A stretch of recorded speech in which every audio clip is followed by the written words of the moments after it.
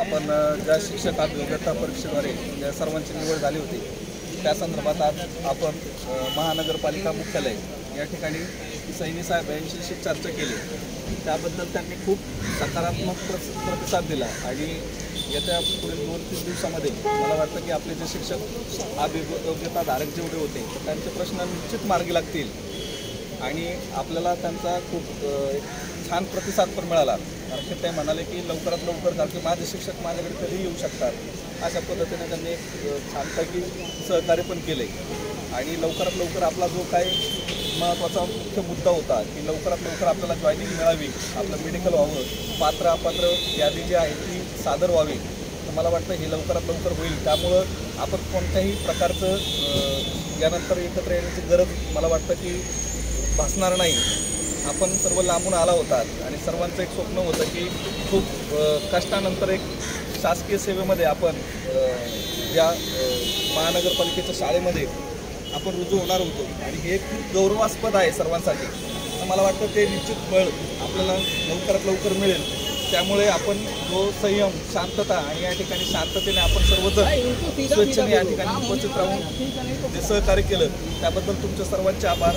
माने मॅडमनी पण खूप चांगल्या पद्धतीने एक सहकार्य केलं, त्यांचं पण या ठिकाणी धन्यवाद मानतो आणि सैनी सरांचे खरंच खूप आभार।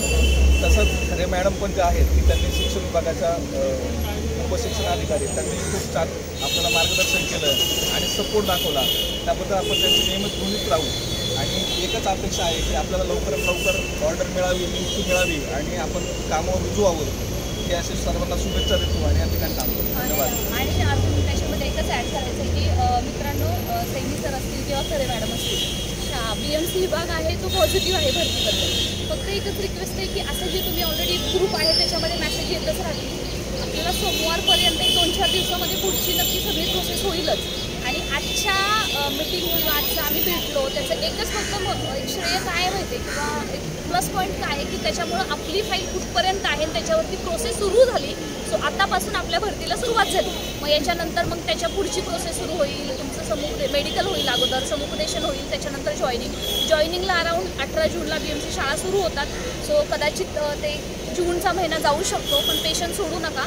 आणि अजून एक त्याच्या पुढच्या जर एक गोष्ट आहे की आता तुम्ही म्हणजे फॉर एक्झाम्पल आता आपले शिक्षण मंत्री आहेत, हे दुसरे आहेत, मला असं वाटत नाही की त्यांना भेटण्याची गरज आहे। जर हे व्यवस्थित जर 8 दिवसामध्ये व्यवस्थित आपल्याला सगळं टाईम टेबल पुढची प्रोसेस सुरू झाली तर आपल्याला कोणालाही भेटण्याची गरज भासणार नाही आहे आणि मला असं वाटतं तसं करूही नाही आहे, कारण खरंच हे अधिकार आहेत ते पॉझिटिव्ह आहेत आणि ते करतो असं त्यांनी आश्वासन दिलेलं आहे। सो सर्वांचे धन्यवाद आणि ऑल द बेस्ट।